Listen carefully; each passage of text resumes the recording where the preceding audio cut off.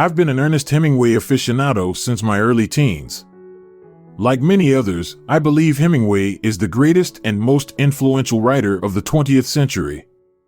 Hemingway's detractors disparage his work by emphasizing his bragging, bullying, and boozing.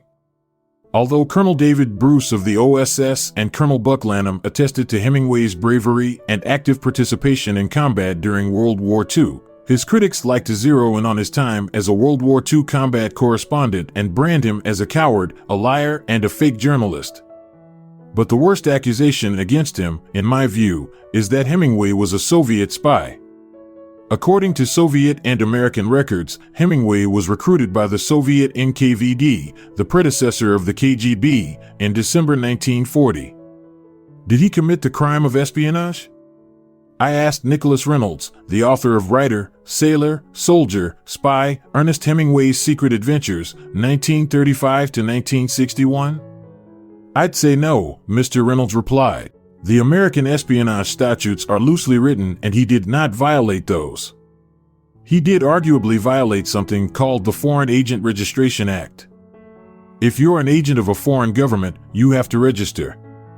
I asked Mr. Reynolds, an Oxford-trained historian, former Marine and CIA officer, and former historian at the CIA Museum, why he wrote his most interesting book. I was working at the CIA Museum and I was researching World War II intelligence history. I remembered that Hemingway had something to do with the Office of Strategic Services, OSS, in World War II, Mr. Reynolds said. He said he read a book called Spies. Written by John Earl Haynes, Harvey Clare, and a former KGB officer named Alexander Vasiliev, the book is about Soviet espionage in the United States in the 1930s and 1940s.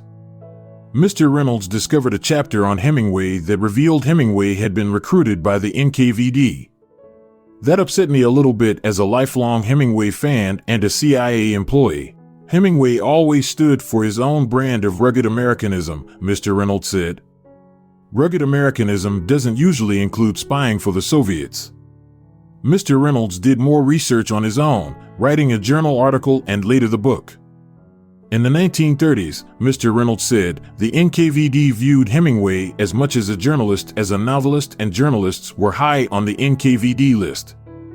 He explained that the Soviets recruited journalists as they could interpret the news for a largely isolated country and perform other tasks such as meeting with the many Soviet spies embedded in the U.S. government. In Hemingway's letters he admitted to doing odd jobs for the NKVD, but no doubt the Red Spooks were disappointed that Hemingway never truly engaged in actual espionage for them. But he did in fact spy for the United States during World War II. Recruited by the American Embassy in Havana, Hemingway formed an informal intel group he called the Crook Factory. His agents were bartenders, wharf rats, former bullfighters, priests, and exiled counts. He later used his boat and crew to seek out German submarines off the coast of Cuba.